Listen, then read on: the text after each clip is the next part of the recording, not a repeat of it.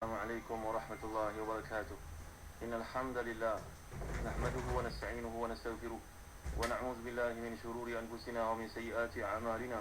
من يهده الله فلا مضل له ومن يضلل فلا هادي له وأشهد أن لا إله إلا الله وحده لا شريك له وأشهد أن محمدا عبده ورسوله.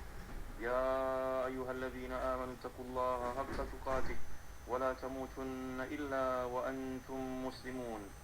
يا أيها الناس اتقوا ربكم الذي خلقكم من نفس واحدة وخلق منها زوجها وبث منهما رجالا كثيرا ونساء واتقوا الله الذي تساءلون به والأرحام إن الله كان عليكم رقيبا.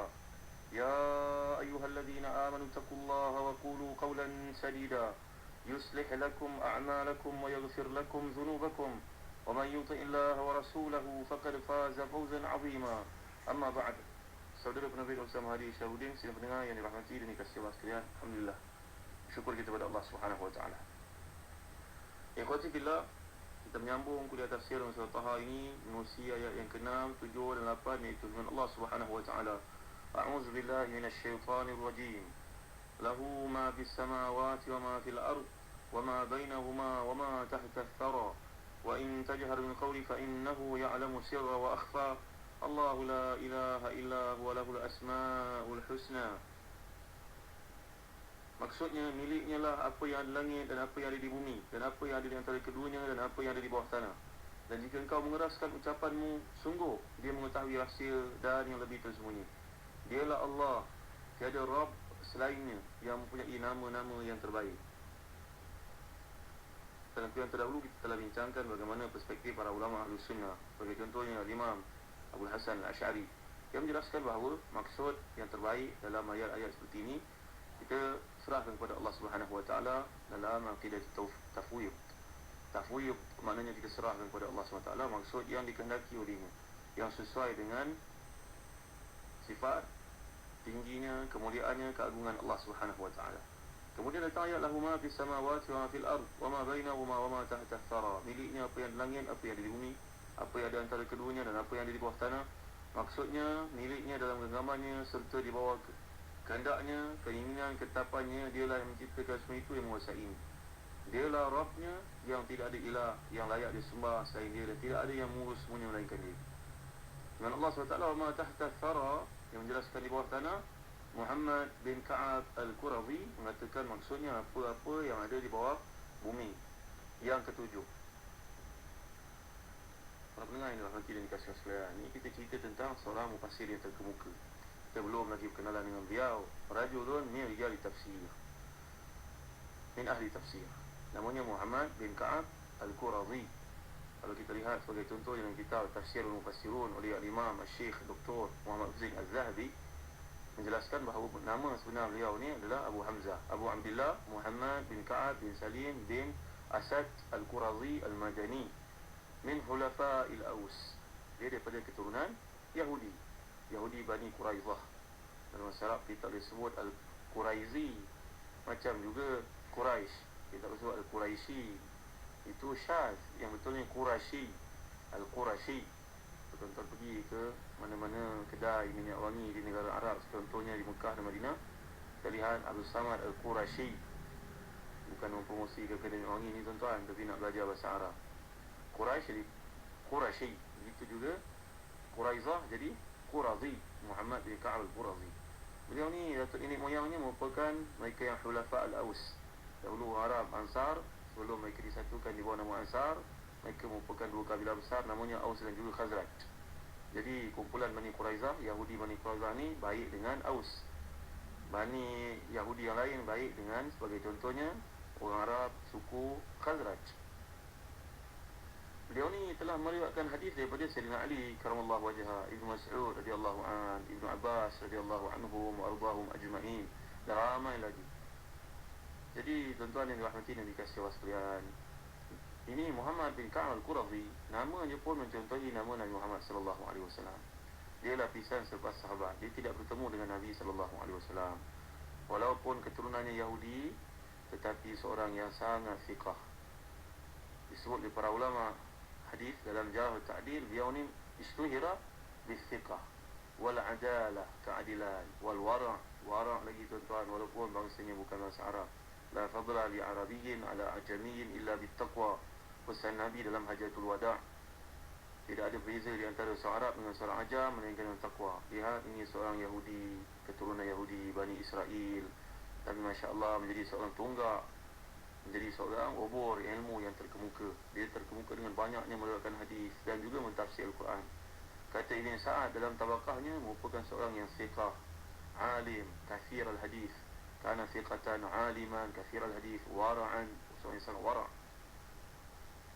Tuan-tuan yang mulia kat Allah sekalian, dia seorang tabi'in, seorang lelaki yang sangat salih, sangat memahami Al-Quran Karim. Kita belajar ilmu tafsir ni macam belajar ilmu hadis juga nampaknya. Perawi-perawi, pembawa riwayat daripada hadis ini, daripada Quran, tuan-tuan, kebanyakan mereka sharing. Mereka juga ahli hadis, mereka juga ahli tafsir. Bimbing anak-anak kita, tuan-tuan, ke arah mencintai ilmu hadis. Tuan-tuan yang mulia Allah sekalian, ini Muhammad bin Ka'ab al-Qurazi yang sedang kita bawa pandangannya. Beliau ni banyak juga kana syadidat ta'athur bil Israiliyat. Ada juga yang pengaruh dengan Israiliyat. Biasalah Israiliyat ni ada 3 bentuk. Kalau bertentangan dengan Quran hadis, harus ditolak. Kalau dia sari dengan Quran hadis, dibawa. Kalau tidak ada penjelasan daripada Quran hadis, hadis wala haraj, bawalah, tak ada masalah. Nak tawakuf pun lagi sangat lebih baik. Jadi Muhammad bin Ka'ab al-Qurazi ini ada juga bawa pandangan-pandangan. Maklumlah dia seorang daripada suku kaum Bani Israel, Yahudi. Jadi adalah sedikit sebanyak yang beliau pelajari, yang beliau baca dalam kitab Taurat agaknya. Tuan-tuan, hebatnya beliau ni menyampaikan ilmu. Antara anak murid yang paling disayangi oleh Ibn Abbas radhiyallahu anhuma. Dia ni min afadil ahli Madinah, antara orang ulama yang Madinah yang sangat dicintai, disenangi pendekatannya. Dia punya fokus kesungguhan belajar, tuan-tuan. Kana yaqusul masjid fasaqata alaihi wa ala ashabihi saqfun famata wa huwa wa jama'atuhu tahta al-hajri. Ya Allah, kisah matinya menarik saya, tuan-tuan. Dia mengajar kat Masjid Madinah. Nampaknya Masjid Madinah tak sempat dia repair, roboh, atapnya yang berat tu jatuh ke atasnya, mati dia, tuan-tuan, ketika sedang mengajar. Ya Allah, ya Tuhan kami, matikanlah kami dalam buat taat kepadamu, ya Allah. Amalkan selalu, tuan-tuan, doa yang Nabi ajar kita. Allahumma ahsin aqibatana fil umuri kuliha wa ajirna min khizyi dunya wa azabil akhirah. Allahumma ahsin aqibatana fil umuri kuliha wa ajirna min khizyi dunya wa azabil akhirah. Maksudnya, ya Allah, perbaikkanlah hujung hidup kami, jadikanlah ajal kami dalam ketaatan kepadamu, dan berilah kami ganjaran di atas segala musibah yang menimpa waktu kami hidup di dunia ini. Jadi tuan-tuan dalam hati dan dikasih sekarang, kita mohonlah mati sebagai matinya Muhammad bin Ka'ab al-Qurazi, tonggak ilmu tafsir yang sedang kita kaji tentangnya sekarang ini. Cintanya kepada ilmu, Masya Allah, sampai tak sempat nak jumpa dengan keluarganya, mati ketika menyampaikan ilmu, tuan-tuan. Yang 40 di atap Masjid Madinah. Matinya dalam Masjid Nabi SAW. Dikumikan berjiran dengan Nabi SAW. Kita besok mati kat mana agaknya, tuan-tuan, kan? Ini mereka merupakan orang yang ikhlas berjihad untuk agama Allah, menyebarkan ilmu. Dan terlalu bercerita bahawa ilmu ni, mari sama-sama, tuan-tuan, bagi penuntut ilmu, anak-anak kita, waktu jadi sekolah, kita renungi kisah orang-orang salih sebelum kita, di kalangan salafus salih. Sebagai contohnya, kisah seorang bernama Abu Nasr al-Sijzi. Beliau ni adalah seorang, nama sebenarnya Ubaidillah bin Sa'id al-Waili al-Bakri, yang wafat sekitar 444 Hijrah. Senang ingat tadi matinya, kan? Seorang ahli hadis dari Sijistan. Beliau ni sangat rajin untuk ilmu, pergi ke pelbagai tempat seperti Hijaz, Syam, Iraq dan Khurasan untuk mencari ilmu. Pada satu hari, tuan-tuan, kerana ketekunannya, kesungguhannya, dia jadi tersohor dengan ilmu. Datanglah seorang perempuan yang cantik, yang terpegun dengan ketekunan itu. Dia menawarkan kepada Abu Nasr al-Sijzi ini untuk menjadikan dirinya sebagai isteri. Dan sebagai tambahan dan sebagai jaminan, dibagi wang 1000 dinar. Banyak, tuan-tuan, 1000 dinar. 1 dinar lepas ini sama dengan lebih kurang 800 ringgit, tuan-tuan, ini muliakan Allah sekalian. Bayangkan berapa banyak yang diperolehi itu. Dia kata pada Abu Nasr, kamu tak payahlah fikir apa pun, madailah untuk jadi suami saya. Saya nak suami yang saleh, saya nak suami yang alim. Kata Abu Nasr, demi Allah, wahai perempuan, saya ni masih lagi kekosongan ilmu. Saya mencari ilmu, saya penuntut ilmu, saya belum sedia untuk berkahwin. Ambil semula wang ini, kerana saya tidak akan berkahwin dengan kamu. Kisah ini dibawa oleh Al-Hafiz Abu Abdillah Az-Zahabi dalam kitabnya Syiar Alamin Nubala. Begitu ya tuan-tuan yang dirahmati dan dikasihi Allah sekalian. Bila kita cerita bab menuntut ilmu ni, Imam Sufyan bin Uyainah pernah berkata, apabila seseorang pemuda menuntut ilmu di kalangan kita, ilmu hadis baik, ilmu apa sekalipun baik, tuan-tuan yang mulia Allah sekalian, sebenarnya dia telah mewakafkan dirinya untuk agama Allah SWT. Kata Al-Khatib Al-Baghdadi, maksud Imam Sufyan bin Uyainah ni, Sufyan bin Uyainah ni seorang yang telah menuntut ilmu, menjadi ahli ilmu, maka keluarganya mestilah mengikhlaskan diri mereka masing-masing, meredakan dia menjalin hidupnya dengan ilmu.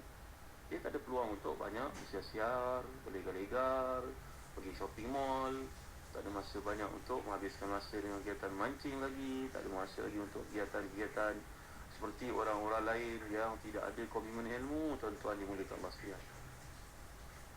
Seorang imam namanya Zabid bin Harith Al-Yami yang wafat sekitar 120 Hijrah. Beliau ni berkata, aku suka agar niat selalu mengiringi sebuah aktivitiku, termasuklah bila aku hendak makan ataupun tidur. Jadi perkara-perkara yang mesongkan niat seorang pelajar sangat banyak. Salah satu daripada ni, rasa cinta untuk berkahwin.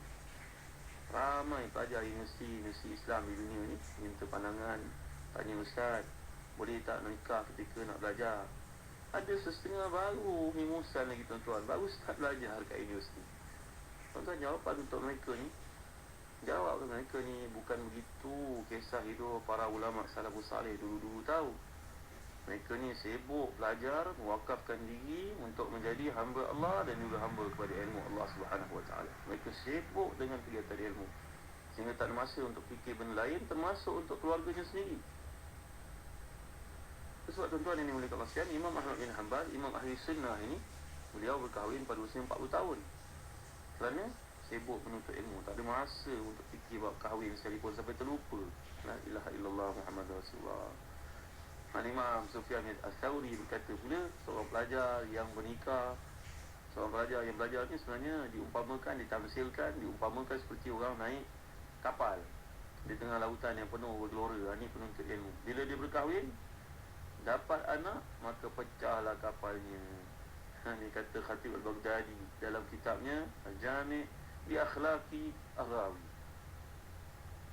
Tuan-tuan yang boleh kasihan. Sebab itu setiap pelajar sangat dianjurkan untuk menepis hasrat untuk bernikah ni seboleh mungkin, kerana ilmu susah nak diraih tuan-tuan. Dia tidak pernah memberikan seluruh dirinya kepada seorang, melainkan bila dia memfokuskan hidupnya untuk ilmu, barulah dia akan dapat. Tuan-tuan yang boleh kasihan. So Ibn Jauzi, imam para muhaddisin ni juga, dalam buku beliau Talbis Iblis, dalam buku beliau yang banyak bercerita, saya milih bagi orang yang baru menuntut ilmu agar menolak hasrat untuk berkahwin sedaya upaya. Nampak tak tuan-tuan yang dirahmati dan dikasihi kasihan? Kerana itu nasihat kepada para pelajar ni, terutamanya kepada para mahasiswa dari kolej-kolej universiti Islam, fokuslah pada pelajaran. Jangan biarkan satu itu malingkan perhatian kalian daripada ilmu. Sebab ilmu ni hanya boleh diperolehi pada waktu kalian muda. Nanti bila kalian dah tua, ia hampir mustahil untuk diperolehi. Jadi gunakanlah masa muda itu sebaik-baiknya. Jangan takut hilang kesempatan. Gerbang perkahwinan ni tuan-tuan selalu terbuka lebar setiap waktu. Ingat, jodoh saudara yang hakiki akan datang bila anda sudah pun bersedia untuk memiliki dan dimiliki nanti. Jadi janganlah kita terpesong dalam fokus melakukan, mencari ilmu. Seperti yang kita pelajari kisah ahli tafsir yang terkemuka Muhammad bin Ka'ab Al-Qurazi ni, cintanya kepada ilmu, hidupnya dalam ilmu, matangnya dalam ilmu, matinya pun ketika menyampaikan ilmu, kan tuan-tuan.